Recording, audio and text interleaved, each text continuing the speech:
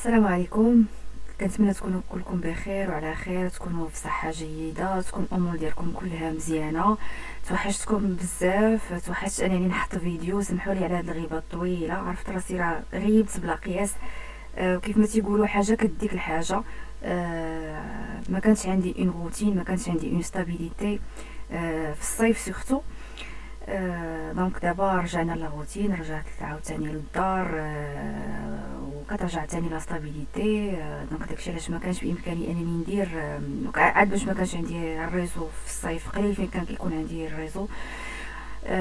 دونك دابا عاوتاني كيف ما قلت لكم رجعنا لا روتين، وان شاء الله نرجع نحط لي فيديو. ويا ربي يا ربي يا ربي تعاوني انني نحط اكثر من فيديو في السيمانه. عندي بزاف بزاف ما يتبارطاجا، خاص غير الوقت. وحاجه تانية خاص حتى لا فولونتي، يعني خاص حتى الكانه بالدارجه. المهم على اي بلا ما نطول عليكم، جيسبر انكم كلكم تكونوا بخير. اليوم ان شاء الله بغيت ندير واحد لا فيديو ديال على واحد التساؤل ديال واحد السيده. شفت التساؤل ديالها بازار، حطات لي شي 2 ولا 3 كيسيون. تقريبا هذيك سال من الجهر باش مسكينه حطات هاد لا كيسيون، وجاوبتها على اللي غنقدر نجاوبها. اللي ما غاديش نقدر نجاوبها قلت غنجاوبها بار فيديو. هاد السيده هادي نقول لكم شنو سميتها. بعد قبل ما نقول شنو سميتها، السؤال ديالها كان كيتمحور على الامراض المناعيه او المرض المناعي. هي عندها هاشيموتو، عندها هاشيموتو. و شفت هذيك الفيديو ديالي على الامراض المناعيه، وقالت لي شنو معناتها تسرب الامعاء او لا بيرميابيليتي دي زانتيستان. ما نقدرش انا نكتب ليها الجواب كتابة. هاد السيدة سميتها نور غانا. نور غانا، جيسبر انك ما تكونيش عاد باساج، يعني جيسبر انك تكوني يعني كتبعي لي فيديو باش تشوفي هاد لا فيديو هادي. قلت ماني انا غنحط لك لو لين تحت التساؤل ديالك، دخلتي تبارك الله، ما دخلتيش راه شي حد اخر غادي يستافد. دونك وسولتني على هاد السؤال هذا، شنو معناتها تسرب الامعاء. وبغات كذلك لي كومبليمون اليمونتير اللي غادي يعاونوها. هي على حسب ما فهمتني او على حسب ما كتبات، الشرح اللي كتبات، هي متبعه واحد الحميه، متبعه واحد سيستيم اليمونتير شحال هادي، ولقات عليه الراحه وكاينه واحد النتيجه. ولكن مازال ما لقاتش داكشي اللي بغات على حسب ما فهمتي. الا كانت شي حاجه انا غلطه فيها تصحح ليا. نبدا اولا بتسرب الامعاء. تسرب الامعاء او لا بيرميابيليتي دي زانتيستان. اولا نبداو بعدا شنو هو المرض المناعي. المرض المناعي بعدا على حسب الطب الكلاسيكي شنو تيقول لك بان المناعه ديالك ثائره، هيجه كتهاجم الاعضاء ديالك. كل واحد شنو كاين اللي كيتهاجم الغده الدرقيه ديالو، كاين اللي غادي يتهاجم النخاع الشوكي، كاين اللي غادي يهاجم الخلايا ديال الدماغ، كاين اللي غادي يهاجم سميتو المفاصل، هذاك لو ليكيد اللي كيكون في المفاصل كيهاجمو. كاين اللي كيهاجم عاوتاني البلايص اخرى. كيقول لك يعني كاين واحد ديزيكيليبر في المناعه ديالك. شنو الحل؟ الحل هو اننا نوقفوا هذاك الهجوم. باش غنوقفوا هذاك الهجوم غنوقفوها بالكورتيزون او لا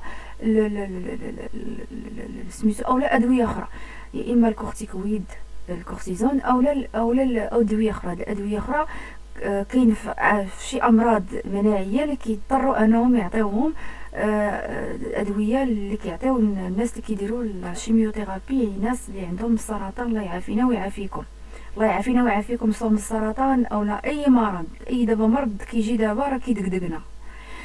دونك هذا هو الحل. وشنو علاش هاد المناعه ديالتي دارت علاش هاجت؟ يقول لك الله اعلم، ما عرفناش. هذا وجهة نظر ديال الطب الكلاسيكي. يعني الانسان غادي يبقى يشرب بهذا الشيء حياته كامله؟ مازال في هاشيموتو راه كيعطيوكم غير ليفوتيروكس، جو بونس، ما عنديش خلفيه. كيعطيكم غير ليفوتيروكس، مره يطلعوها لكم، مره يهبطوا لكم الدوزاج وهكذا. ولكن واش كيعطيو شي حاجه اخرى، كيعطيو شي دواء اخر، الله اعلم. واش كيعطيوكم كورتيكويد ما عرفتش، اللي عنده هذا المرض يقول لي واش كيعطيوكم ولا لا. بغض النظر على سميتو على العمليه، كاين اللي كيديروا لهم عمليه، كاين اللي كيحيدوا لهم الغده الدرقيه كامله، كتكون لي نودول واحد حدا واحد، وكاين اللي كيخليوها ليه بحال هكاك، يعني تيقول لك صافي راه ما خداماش، يعني داك ليفوتيروكس افي. هذا بالنسبه لهاشيموتو. ما عرفتش واش كيعطيوكم شي دواء اخر ولا لا. انا كنهضر مثلا على الامراض المناعيه الاخرى بحال بحال اللوبوس، الذئبه الحمراء، بحال شنو ثاني، هذاك بحال الكزيما مثلا، اولا الصدفيه سوريازيس، اولا هذاك ديال المفاصل. هذاك اوتوماتيكمون اول حاجه كيعطيوه هي الكورتيزون، اول حاجه كيعطيوها. كيف ما قلت لكم زائد دوايات اخرى. المهم على اي قلت لكم هذا هو هذه هي وجهه النظر ديال الطب الكلاسيكي. اما الطب الوظيفي، الطب الوظيفي اشنو تيقولوا؟ الطب الوظيفي اللي كيعتبر بان الجسم الانسان كيان واحد، يعني اعضاء كلها وحده، وكيدخل حتى الحاله النفسيه. يعني كيقول لك كيحاول يقلب على الجدر، يعني كيتريتي لا مالادي، كيجبد الجدر باش يلاه يعرف شنو الحل. الطب الوظيفي تيقول لك سبب هاد الامراض المناعيه كاين دو زوبينيون. كاين الاول تيقول لك اللي كيديكلونشي هاد المرض المناعي هو السموم طالعه، معادن ثقيله طالعه جدا. هاد المعادن الثقيله كتخرج، كتمشي لتيار الدم وكتستقر على حسب. كاين اللي كتمشي كتستقر في الغده الدرقيه، كاين اللي كتمشي كتستقر في الخلايا ديال الدماغ، اولا كتستقر في النخاع الشوكي، اولا كتستقر في هذاك السائل اللي كاين في الاربطه، على حسب يعني كل شخص الجسم ديالو. وكاين واحد وجهه نظر كتقول لك يعني البلاصه الاضعف فيك هي اللي كتمشي ليها. الله اعلم، يعني هادشي غير مثبت، الله اعلم. يعني كتبقى واحد الفرضيه. هاد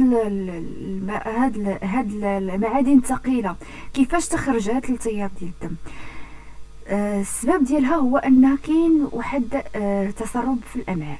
دابا الله سبحانه وتعالى خلق لنا المعده، خلق لنا لو كولون او القولون والامعاء. الامعاء ما شاء الله تبارك الرحمن طويله بزاف. هذاك الطول علاش طويله؟ يعني علاش طويله حيت الا ما تهضمش في الحاجه اللي ما تهضماتش في الايطاج الاول كتهضم في الايطاج الثاني، الا ما تهضمش في الايطاج الثاني، وهكذا كتبقى حتى كتهضم حتى كتولي جزيئات صغيره. هادوك الامعاء هما البلاصه ديال الامتصاص، تماك فين كيتوزعوا المعادن، كيتوزعوا بزاف ديال الحوايج.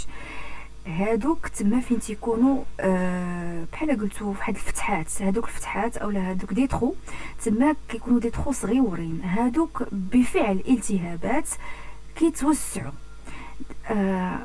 سبحان الله العظيم،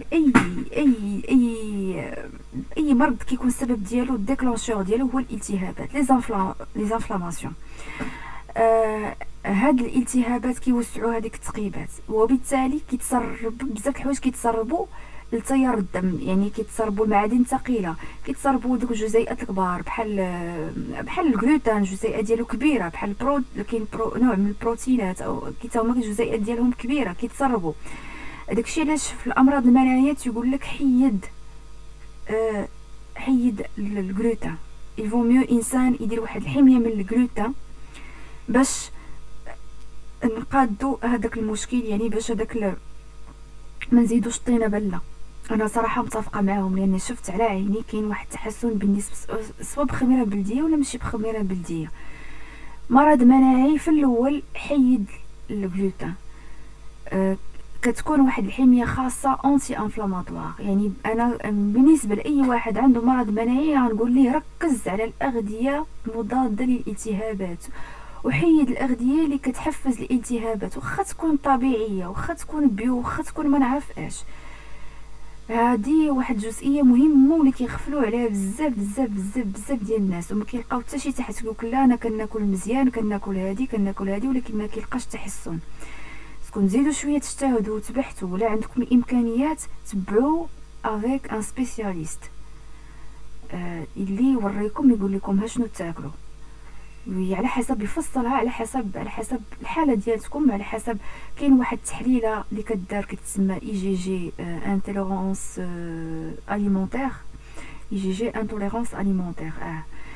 ما كايناش هنا في المغرب، قليله قليل لي لابوغاتوار اللي كيعرفوه، الاطباء ما كيعرفوهاش، ميم لي زانترنيست ما كيعرفوهاش الا من رحم ربي. انا بعدا نهار كنت كنقلب عليها ما لقيت حتى شي واحد كيعرفها. لقيت دو لابوغاتوار، وحده في كازا وحده في الرباط، اللي شحال هما تيقلبوا عاد عرفوها وعيطوا لفرنسا، واحد دي لابو في فرنسا باش يلاه غادي يصيفطوها ليهم وعاد رجعوها للمغرب. دونك هاد الجوج، هاد قلت لكم هاد بلوتو هاد التحليله هادي كتوريك على حسب الحساسيه اللي غادي تكون عندك من لي زاليمون. يعني واخا تكون طبيعيه، واش عندك حساسيه مثلا من مطيشه، ما عندكش حساسيه من زيت العود، ما عندكش، فهمتي؟ كيديروا لكم واحد لي 3 كولون، وكي كتكون الكولون الاولى اللي عندك منها حساسيه طالعه، حساسيه متوسطه، الكولون الاخر هي الكولون اللي ما تيكونش فيه عندك حساسيه، هذيك كتعتمد عليها هي باش كتبقى تاكل هادوك باش يلاه كتعاونك في الحميه ديالتك. هذه من جهه. دايره تقريبا شي 4000 ولا مع 7000 درهم. والا الانسان يدير واحد المذكره ويبقى يكتب يكتب هذوك الماكله اللي مثلا دارت لي حساسيه ضراتو، يحيدها ويخلي غير الماكله اللي ما كدير لي حتى شي حاجه، ما كيحس بحتى شي حاجه. هذه مهمه بزاف بزاف. انا كنركز على هاد النقطه دي. وقلبوا على الحوايج اللي ما كتحديش لكم، ما كتمرضكمش، ما كديرش لكم حساسيه. والناس اللي عندهم امراض مناعيه ركزوا على الماكله اللي كتنقص من الانفلاماسيون، من الالتهاب، ماشي اللي كتزيد. مثلا بالنسبه للامراض المناعيه خصهم يحيدوا المطيشه، خصهم يحيدوا الفلفله، خصهم يحيدوا الدنجال، خصهم يحيدوا البطاطا. هذه غير مثال، واللائحه طويله. هذه من جهه. باش ما نطولش، كنت بغيت نذكر حوايج اخرى، المهم غاديش نذكرهم باش ما نطولش. دونك كيف ما نعاود نكمل هذاك الشرح اللي كنت قلت لكم، هذوك التقيبات ولا هذيك لي تخو او هذوك الفتحات اللي كيتوسعوا بسبب الانفلاماسيون، تما كيبدا يخرج كيف ما قلت لكم اي حاجه كتبدا تخرج.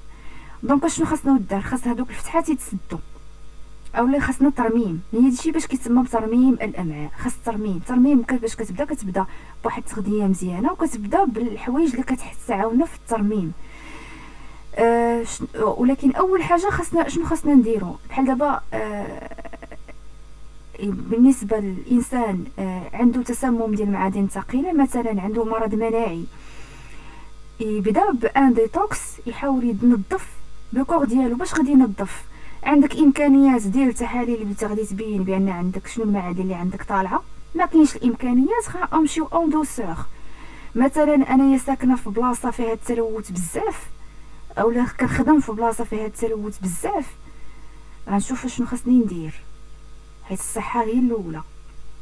اولا ساكنه في بلاصه فيها التلوث بزاف وداك الجو انا عارفاه كيعييني، حتى هذيك حتى خصني نشوف شنو ندير. اولا على الاقل انني انفيستي في الدار واحد لو فيلتر اللي كينقي الهواء، راه كاينين. الملبس خصني نشوف هاد المعادن الثقيله منين كيجيوني. الملبس، السنان نشوف مثلا عندي شي ضرسه معمره ديك العماره الكحله، نشوف عاوتاني نحيدها، نشوف كيفاش ندير نحيدها ببروتوكول يكون امن. صراحه هادشي انا ما كنسمع صراحه مثلا كيجيبوا دي سبيسياليست في الراديو، ولا كنشوف حتى في اليوتيوب هنا في المغرب ما كاينش، ما كاين حتى حد ما كيهضر على هادشي، ما كاينش. في عند من غنمشي وريونا بغينا دي دونتيست عباد الله، دي دونتيست اللي يكونوا اللي يكونوا سميتو كي كومون دير اطباء اسنان شموليين. الحمد لله عقلت عليها بالعربيه. فين هما كاينه واحد لو سيت كطابي البلاد اللي انت فيه وكتقلب على شي لو دونتيست يكون حداك، يكون هكا عارف هاد لي بروتوكول وهذا. ما لقيتش. كنت بغيت نشوف واحد دونتيست في كازا، عيطت لاسيستون ديالها، بقيت كنسولها، جاتني راسها ما عارفه حتى حاجه، ما صراحه ما زعمتش اني نمشي. كاينه واحده اخرى عاوتاني في الرباط، ما عرفتش. المهم على اين قلت لكم يا با دو شوا. المهم ما كاينش وهذا المشكل ديال السنان في المغرب مشكل كبير صراحه. هاد مثلا في لبنان كتلقاي اكثر من 10 ولا 20 واحد. مثلا لبنان، في السعوديه كاينين تبارك الله، امارات. انا براسي عندي ماشي عندي واحد باقي عندي عمارات كاين عندي جوج، وما باغاش نحيدهم عندنا بورت كي، ما باغاش ناخذ لو ريسك. فغنضطر نبقى نجمع في الفلوس وغادي نمشي لتركيا ونحيدهم. ديجا تواصلت مع دي كابيني في تركيا، يعني تبارك الله عليهم، عارفين اش كيديروا، اطباء اسنان شموليين، عارفين، فاهمين كاع الاسئله اللي سولتهم جاوبوني عليهم. زعما سي مالوغو صراحه، سي مالوغو. المهم نرجع، قلت لكم قضيه السنان، قضيه الجو فين انت ساكن، شنو الماء اللي كيشربوه حتى هو، واش ما الا كان حتى هو ملوث، خص يفو انفيستير، يعني شرب ما نقي، فيلتر ديروا، ركبوا ان فيلتر. هذه من الخطوات الاولين. ومن بعدك غنبداو نقيو لو كور ديالنا بشويه بشويه. ندخلوا القزبر، ندخلوا الثومه، ندخلوا كاع الحوايج اللي كتخرج لينا هذوك المعادن الثقيله. او انا بنفسي صراحه كنفضل في حاله مرض مناعي يداروا تحاليل ونتبع مع واحد عارف شنو كيدير، غيوريني الطريق كيفاش ندير واحد ديتوكس امن، كنسطر على هادي امن ديال سميتو المعادن الثقيله. هادي انا اونتر بارونتيز، سينو ما كاينش امكانيات، ما كان كتعرفوا حتى شي واحد. وهذا الا كانوا الامكانيات في ساعه غادي تقدروا تلقاو، سورتو في لوروب. لوروب يا با سوسي. حتى في المغرب الا عندك الامكانيات راه غادي تتواصل مع شي كابيني في لوروب، راه غادي، ولا امريكان، راه غادي تحل المشكل. ما كاينينش امكانيات، غنبداو بالحميه.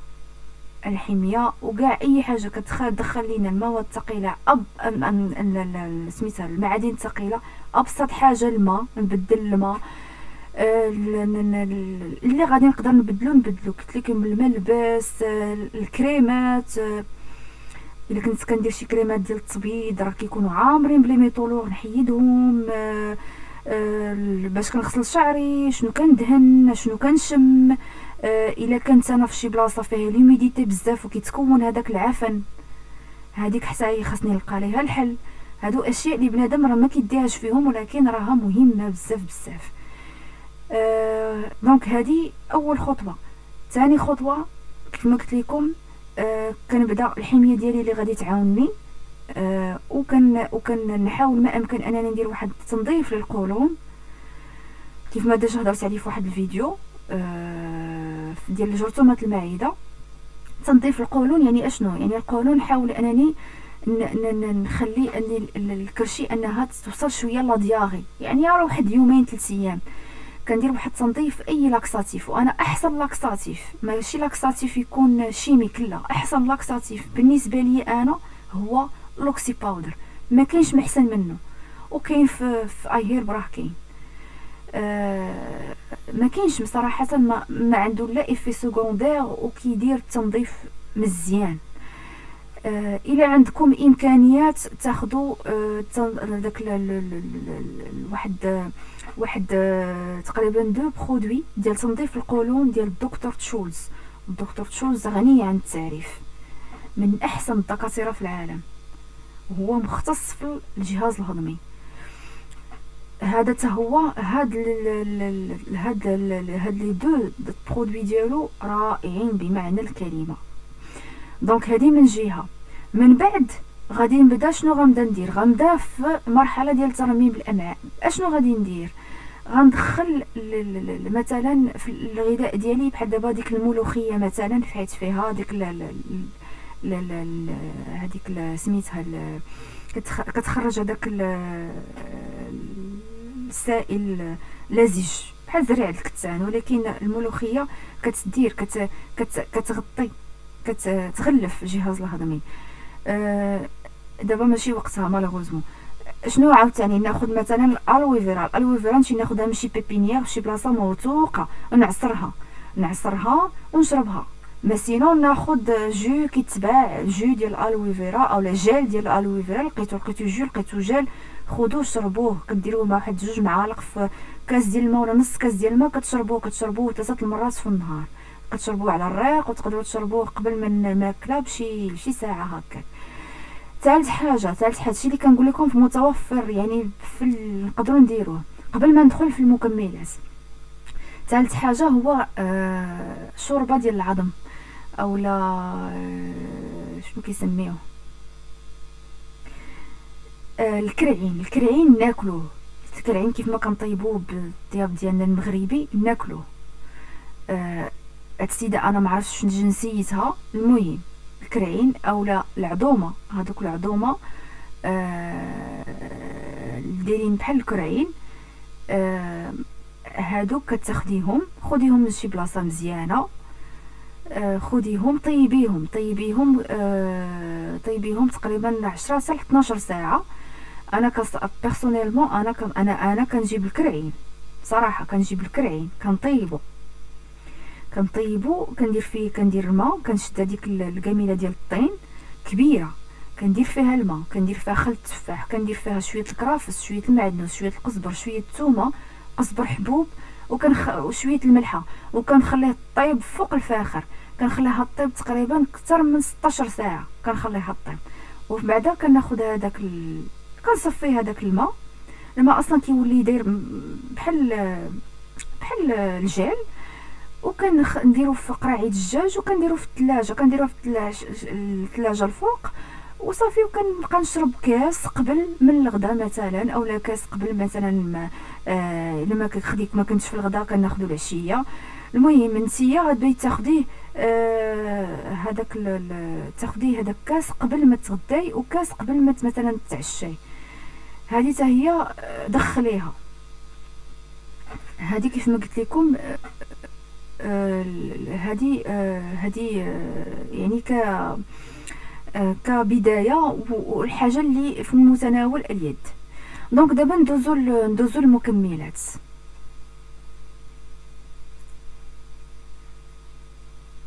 الوغ دابا غادي ندوزو للمكملات. من بين الحوايج اللي كيسدوا هذوك الفتحات اللي كيعاونوا في الامعاء وكيديروا ليها الترميم هو اللبء بالعربيه، وبالفرنسي كولوستروم. هاد الكولوستروم هو هذاك الحليب اللي وقيلا كيتكون قبل من الولاده وكيبقى مورا الولاده بيومين هكاك على حسب ما فهمت، عند جميع الثدييات بما فيها الانسان. هاد الكولوستروم فيه معادن كبيره، فيه بروبيوتيك، فيه مضادات شنو كيتسماو بالعربيه على اين. المهم هاد سبحان الله العظيم هاد الكولوستروم صراحه من اروع من احسن الحوايج اللي الله سبحانه وتعالى خلقهم صراحه. قلت لكم فيه غني بالمعادن، غني بالفيتامينات، فيه لي زانتيكور اللي مزيانين بزاف بزاف بزاف بزاف المناعه. الا كان عندكم وليداتكم كيمرضوا بزاف، عندكم الامكانيه تشريو ليهم هذا. يعني وليدات هكاك عندهم 4 سنين 5 سنين 6 سنين، شريو ليهم هذا. يعني تيكونوا سخفانين، او لما تيكون عندهم التركيز ناقص ولا هذا، ولا تيضربهم البرد ولا هذا، زعما صراحه من داك الشيء رفيع. وبالنسبه للناس اللي عندهم مشاكل في الجهاز الهضمي، اللي سختو اللي عندهم كرونز هذا مخير ليهم، كيعاونهم بزاف بزاف. دونك انا كنصحك انك تشري هاد الكولوستروم، ولكن ماشي هاد الماركه. هانتي هنا كتشوفي كاين مسحوق، هادي تا هو كاين مسحوق. بالنسبه لي انا هاد الماركه ما عرفتش، ما نقدرش نقول لك خديها ولا ما تاخديهاش، ما عرفتش. ولكن هاد الماركه انا مجرباها، هادي انا جربتها، ممكن انك تاخديها. تقريبا دايره 21 اورو، شحال فيها من حبه؟ فيها 120 حبه، مزيانه يعني. تا بالنسبه غابور كاليتي بري مزيانه. دونك هذه من جهه. دونك الكولوستروم او اللباء من بين الحوايج اللي كتعاون في ترميم الامعاء، بالاضافه الى الالوفيرا، بالاضافه كيف ما قلت لك هذاك الهلام ديال الملوخيه. شنو عاوتاني اللي كيرمم الامعاء؟ هو واحد الحمض اميني، انا دابا غادي نوريه لك. الجلوتامين. الجلوتامين راه كيستعملوه حتى دوك الناس اللي كيترينيو واللي كيربيو اللي كيبغيو يربيو العضلات ديالهم. الجلوتامين واحد الحمض الاميني اللي مهم بزاف حتى هو في ترميم الامعاء وفي سلامه الجهاز الهضمي. الجلوتامين كاين في الكرافس. داكشي علاش الناس اللي عندهم مشاكل في الجهاز الهضمي، لي نوتريسيونيست، الاخصائيين التغذيه الشموليه، كينصحوهم بعصير الكرافس. عصير الكرافس واحد شي شويش باش كيشربوه. تقدري انت تبداي تعصري الكرافس، ولكن ماشي تعصريه يوميا، ماشي تشربيه يوميا، لا. شربيه مثلا، ديري واحد 3 المرات في السيمانه مثلا، حيت عاوتاني تشربي بزاف العصير. كيقولك عصير اخضر يكون فيه الكرافس، يعني كديري خياره، كديري شويه، كديري الكرافس، كديري الخس، ولا كديري الجرجير، ولا كديري الكيل، ولا شوفي نتيا شنو عندك. هاد الا درتي عاوتاني بقيتي كتشربيه يوميا لمده طويله، غادي يكون واحد العبء على الكلاوي، ويقدر يتسبب حجر في الكلاوي. دونك اشنو انا كنفضل انك تشربيه مره، والجلوتامين او انك كتدخليه كمكمل غذائي. كاين مثلا هاد لا مارك هادي انا صراحه كان زعما كناخذها بزاف، واخا غاليه ولكن كنثق فيها. ما زعما عندهم واحد المصداقيه، كتصيفط لهم كيجاوبوك، ما عندي ما نقول عليهم. وخا الثمن ديالهم جد غالي، ولكن شي حاجه نقيه. هاد سميتها تورن ريسيرش، من احسن الماركات اللي صراحه في اي هير. داير تقريبا 21 اورو، حبه 90 حبه. المهم انا غادي نخلي لك ليا في صندوق الوصف. عاوتاني شنو هي الحاجه اللي خصنا نزيدو في المرض المناعي؟ دائما خصنا نزيدو لا فيتامين دي، ناكدوا على لا فيتامين دي، حيت كيكون عندكم دائما لا فيتامين دي هابطه واصله للارض. لا فيتامين دي غتاخدي لا فيتامين دي شي حاجه مزيانه، دي 3 بلس كا 2. كاينين واحد الجروب من الاساتذه والباحثين اللي هما ضد لا فيتامين دي، ان الانسان ياخذها واخا تكون ما عرفت فين واصله بك، واخا يكون هابط. كيقول لك لا فيتامين دي ما كتزيد، واخا تاخديها مع كادو كدير مضاعفات ما زويناش، ما مزياناش. المهم فريق كيقول هكا وفريق كيقول هكا. هما تيقول لك بان لا فيتامين دي هابطه. علاش؟ لان المغنيسيوم هابط، طلع المغنيسيوم، الفيتامين دي غادي يطلع. انا صراحه بالنسبه لي انا المكمل ديال فيتامين د ما كناخذوش، يعني شحال هادي ما خديتو، شحال هادي يعني ملي كنت مريضه كنركز على المغنيسيوم، كنركز على الاغذيه اللي فيها المغنيسيوم، وكنركز على حوايج اخرى. ولكن بالنسبه لك نتيا، يعني بالنسبه للانسان اللي عنده مرض مناعي، يعني خاصو لا بدا تدخلات سريعه، يعني ما غاديش نبقى انا نتسنى حتى نطلع عنا المغنيسيوم. خدي لا فيتامين دي 3 بلس كا 2، خدي شي حاجه مزيانه، واخا تكون غاليه. المكملات راه بحر، وخاصه دابا المتطفلين دخلوا فيها بزاف بزاف، ويعني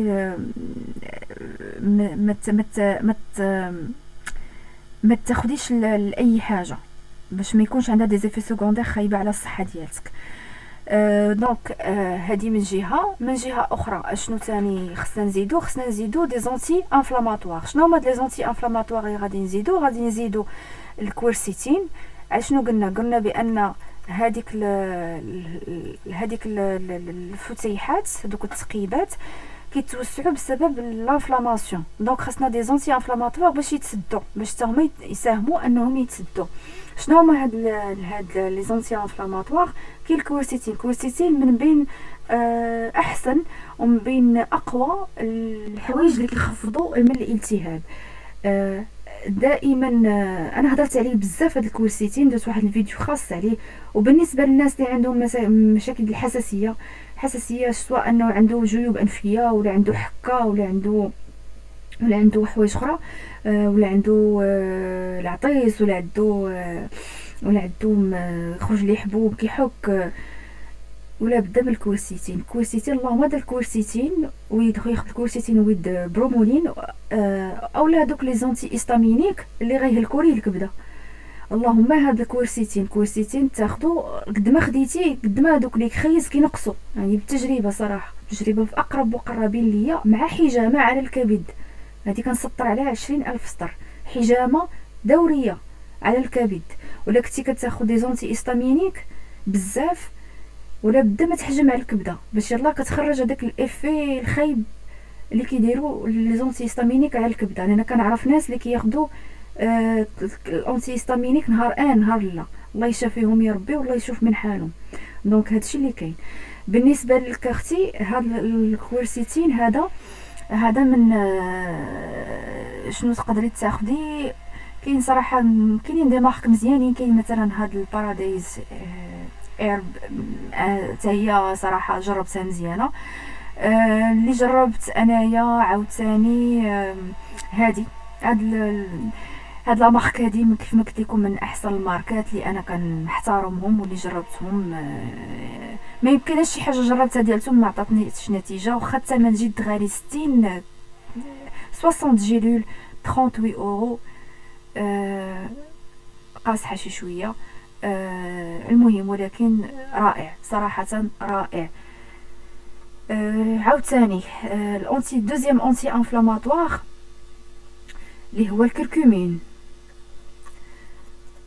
وما ادراك ما الكركمين حتى هو من الافضل انك حتى هو تبداي تاخديه.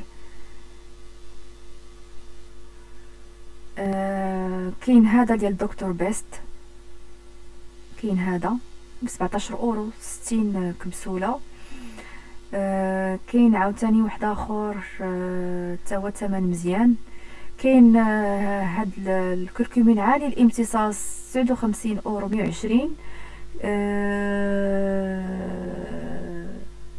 كاين هذا وكاين هذا. كاين هذا 500 ملغ 120 كبسوله ولا جيلول 34، وكاين هذا اللي فيه 1000 ملغ 59 اورو. ما تاخديش 1000، خدي مثلا هذا الا بغيتي شي حاجه عاليه الامتصاص.